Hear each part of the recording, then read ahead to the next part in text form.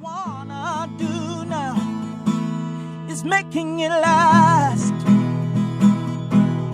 Mothers and fathers, sisters and brothers, friends forever, strengthening the ties that keep us together. Mothers and fathers, sisters and brothers, friends forever, strengthening the ties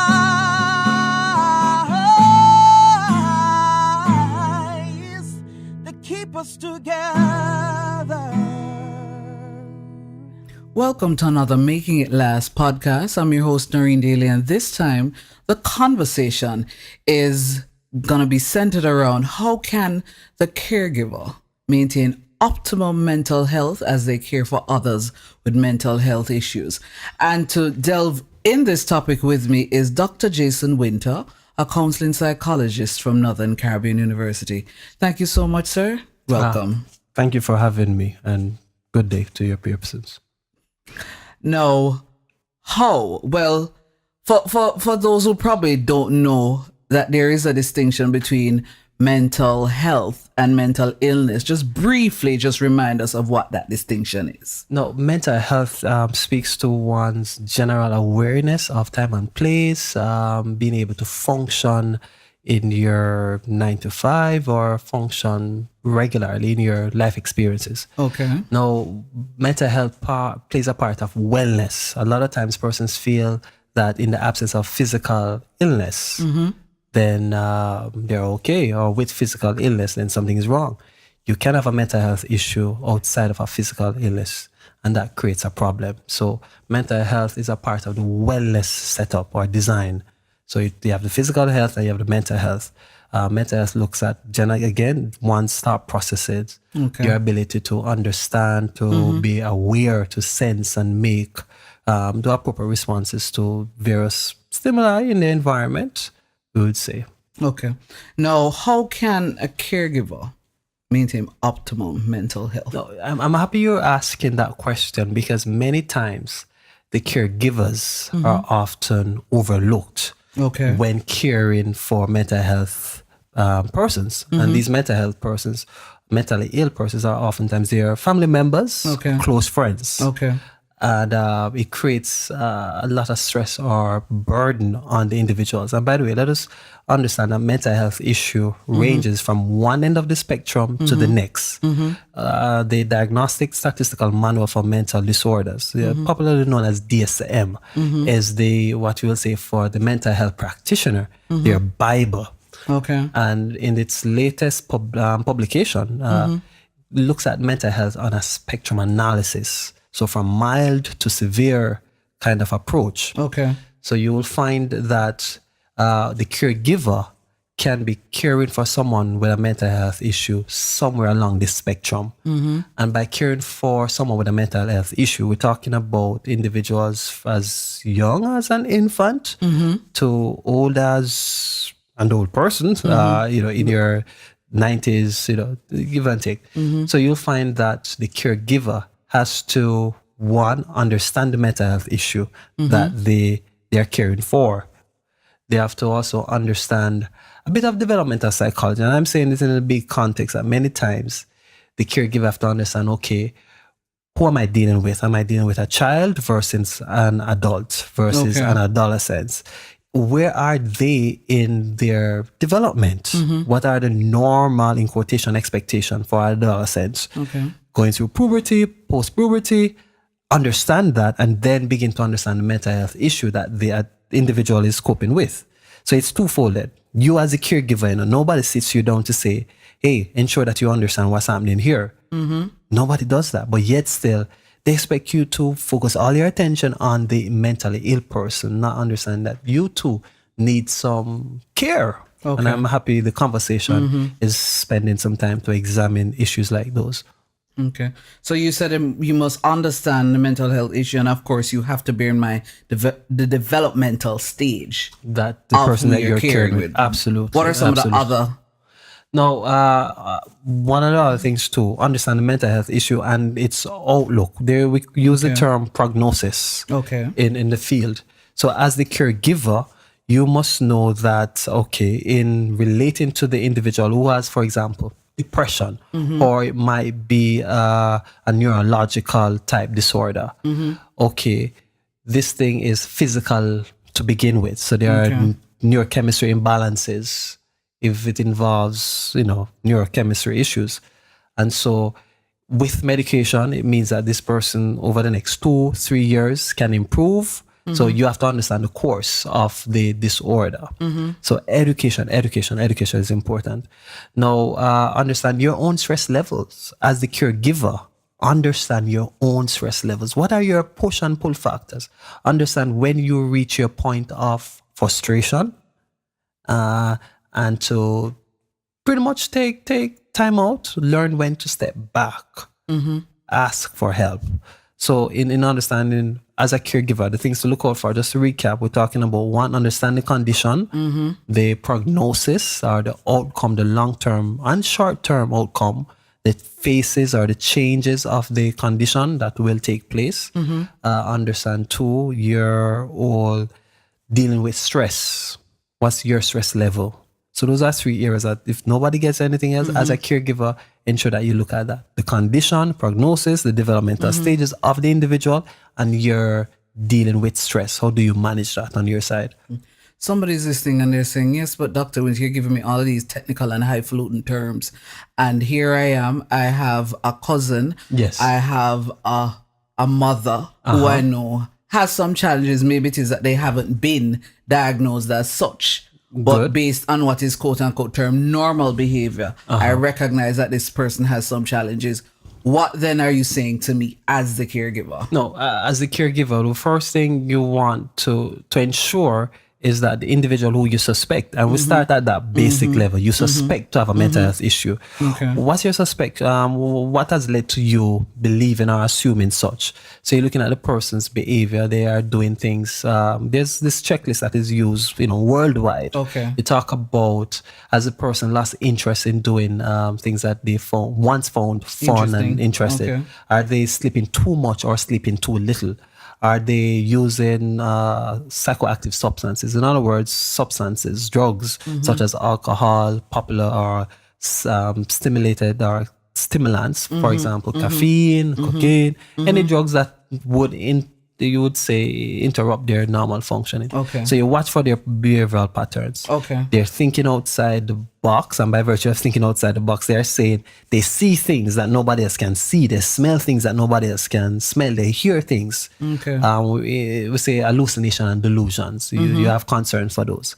So if the person, your family member, your friend, you know of someone experiencing some of these things, then as the caregiver, that's your starting point. Okay. Refer the person to a mental health practitioner. And a mental health practitioner can be the psychiatrist, the psychologist, the counselor, the social worker. You have also mental health nurses, and your physician too, your doctor can do a formal assessment. You take it from there. And once the formal assessment is done, then it gives an indication that this is the condition. So you as a caregiver now, you can educate yourself. If it's depression, what's depression like? What are the symptoms? Okay. If it's anxiety, what is that like? If it's a sexual disorder, what is that like? If it's in the case of children, if it's oppositional defiant disorder, this is where the child is acting disrespectful to parents, to teachers, no regard for law and order, you will say. You understand the condition. If it's a older person with what we consider degenerative type disorders, like the Alzheimer's, the Parkinson, the dementia, you want to know exactly what the disorder is. So educate yourself as the caregiver. Educate yourself, get the assessment, and follow up with the care as according to what the professional would prescribe, so to speak. And by virtue of care, it can be one of two things. Can be pharmacology in nature or drugs, medication. The psychiatrist, can prescribe. Or it could be talk therapy. And by virtue of talk therapy, you've seen the counselor, you've seen the mental health. They can take you through various psychological therapies. And we'll keep it simple to see your counselor, so to speak. Okay. But you do recommend a lot of persons listening to this because there is still this stigma attached. Absolutely, there is. Seeing, or seeking help. So what then is your response to that then? Because you just said to them, refer them and tell them to seek Confirm a your counsel. assumptions to begin with. But there's some people who will be quite resistant to that because of the mental stigma attached to that. So your reaction to that? Worldwide, and we can appreciate and accept that in a number of countries, be it developing countries, first class countries, so to speak, there's a lot of work that is going towards reducing the stigma. Okay. In some countries, they have a nice slogan like, there's no good health without good mental health. And so people are appreciating that. Just as with physical illness, you have hypertension, you have a heart disease, take your medication. That's why if a doctor prescribe, you take it twice a day, 3 times a day, once a day, whatever the case may be. And so if it's a mental health issue, you too see your therapist. So the stigma is being broken. But unfortunately, in some countries, it's taken a longer time to reduce that stigma. But I appreciate that just as it is, World Health Organization tells us, believe it or not, Lady Daly, 1 every 4 person have a mental health issue. So if you sit in that car, if you're lying in that bed now, if you're on that bus, on that train, wherever you see yourself, look around. If it's 4 of you in that room, go 1, 2, 3, 4.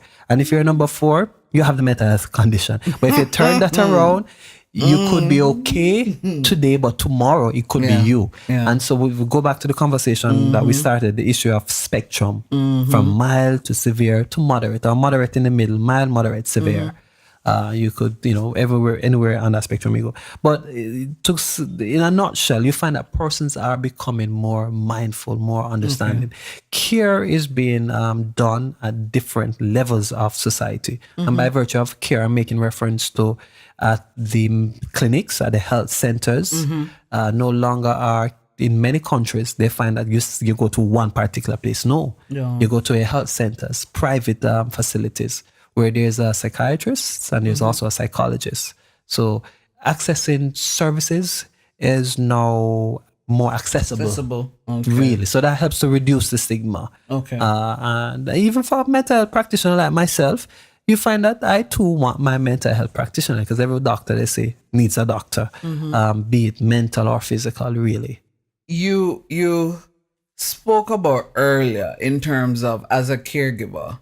Because yes, we've some people might think we've gone off track, but we haven't, because we're still dealing with the whole idea of mental health and ensuring that people are clear in terms of all that is entailed under that heading. Yes. So you spoke about the fact that one of the things that the caregiver should ensure is to understand the developmental stage of who they're caring about. Now, pick something mild for me and tell me what then might be the difference if it is that they're caring for an adolescent as opposed to an elderly. Okay. Pick a mild disorder. All right. Let's look at oppositional defiant disorder in the case of a childhood disorder. Okay. And by virtue of oppositional defiant disorder, we're talking about a child who has little regard for law and order. So at your home, the child would want to rebel, to go against, disobey, basically. Just be disobey. Now, if the child is, say, around 12, 11, and that child is moving from, and I hope this is the school system, how we approach a school system in the different countries. But here we have elementary, and then you have primary, and then you have high school, and then you have university. So for a 12-year-old, generally in most countries, you're moving into high school. And so you have that disorder, you're going into high school, you're just changing systems. So we're in primary school, in the context of elementary school, you had one teacher. In high school now, you will have multiple teachers going and coming. Based on the subject areas. So that child is now adjusting to a new world. You're looking at pre-puberty issues. You're looking at, so if there's self-esteem issues to begin with, or if it were to be okay, you understand the dynamics. But this argument's sake, there were concerns with self-esteem issue. So adjustment in this new setting, different school, new classmates, new teachers, coupled with the oppositional defiant disorder. So how you deal with that transition by itself. You're not fitting in, you're not liking the environment, you already have this disorder, predisposed to the condition. So then what are you going to do? It's easier for you to act out. So the caregiver now has to understand, okay, what can I do to help your transition into school better? You're going into puberty. There are physical changes that's taking place in your body. Okay. So it's dynamic. Okay. So that's on one hand. Pick another case. Say you're dealing with an adult, yes, who anxiety issues, or you say depression per se, because that's a common mental health issue right across different countries. So this depression, and say it's mild, because depression involves neurological changes, and by virtue of neurological changes, we're talking about taking, well, the case may be, keeping it simple, neurotransmitters. Dopamine, that's the happy hormone in the body. It helps us to be happy, smile. So it's not working as it's supposed to. And so because it's not working as it's supposed to, you become a little bit dragged, you move a little bit slower than usual. If it is that you're having challenges at work, meeting deadlines, your job is pressuring, so the motivation to go out. As a caregiver, you have to know, and by virtue of caregiver, you could be the mother, you could be a spouse, whatever the case may be. Understanding the dynamics at work, coupled with the condition that the individual has to begin with. Now, in focusing on the caregiver, I had an interesting exchange with a client who has a youngster having a mental health issue, and the client is up to their neck, frustrated, going to the different specialists, visit after visits. But how do you reassure that caregiver to say, look here, man, it's tough, it's rough, it's difficult, it's hard, whatever the terminologies you want to use. You're not alone. But you know, when I sat with that caregiver and just allowed them to express themselves, the caregiver got up and said, hey, I feel like I just lost 10 pounds. That was magical for me in that moment. That was powerful, because here am I speaking to a caregiver of a youngster who has a mental health issue, disruptive behaviors, on one hand in the school setting, and it has the neurological issues or physical issues with the youngster having the mental health issue. But how do you then just forget about that and focus on the caregiver? So I say, all right, then, just as I shared earlier, educate yourself. Understand that there's the developmental changes taking place with a youngster. Take care of you. I said, whatever it is, that's personal time. Call it self-care. If it's 10 minutes, close the door, sit in that chair, be by yourself, or do whatever you like. Listen to a song, instruments, you name it. Take that 10 minutes or so. If you have the resources, go and pamper yourself. Do your nails, do your hair. Some persons like shopping, go shop. Whatever it is that can work for you as the caregiver, take that 10 minutes and just chill. In other words, build back your energy. You might feel like your battery is running dry, running low, it's about to shut off. Take that time and chill. And it is interesting that it works. So the caregiver haven't gotten that opportunity to speak with a mental health practitioner about themselves. Yes. Not about the individual that they're caring for. It does help. Okay. You said several things, and I am sure there's so much more you could say, but just to recap, you said, of course, they must understand the mental health issue that they're dealing with, understand the developmental stage of who they're caring for, and also understand your stress levels. And you actually gave just now some tips in terms of how to even help to manage that by self-care. But is there anything else you want to add as we're wrapping up this conversation? Do know that you are that tower of strength to your loved one. You might not feel that way. Believe it or not, they're counting on you. As much as they might be disruptive and it takes cash to care, no matter where you are in this world, it does. Do know that you are their tower of strength. Another thing that I say to the caregiver, believe it or not, there's somebody out there worse off than you. Always. There's somebody worse off than you. So as much as you find that you're in that jam, you're in that difficult position, you want to seriously, the mental health issue again, if the person with the, say, ADHD, up and about and just can't stay still. You walk into a health center with your caregiver, with the individual with mental health, and you look around, there's someone who can't move, and there is seizures or some neurological issue or special needs, so to speak, and you count your blessings in light of the difficulties. It takes a strong person to do that, because in mental health, again, we talk about cognitive restructuring, reframing your thoughts, so you see things. Probably the therapist will help you to deal with reframing. So in a nutshell, as we recap, understand that you are the tower of strength to that person, and there are oftentimes persons worse than you, and you need to take time for yourself. Never forget that. Take a moment. Thank you so much, Dr. Wynter. My pleasure. I'm Noreen Daly, and this was Making It Last, where it's all about helping us to have better relationships, not just with ourselves, but with other people. I loving you. Mothers and fathers, husbands and wives, sisters and brothers, friends for life, won't live in the past. All I wanna do now is making it last.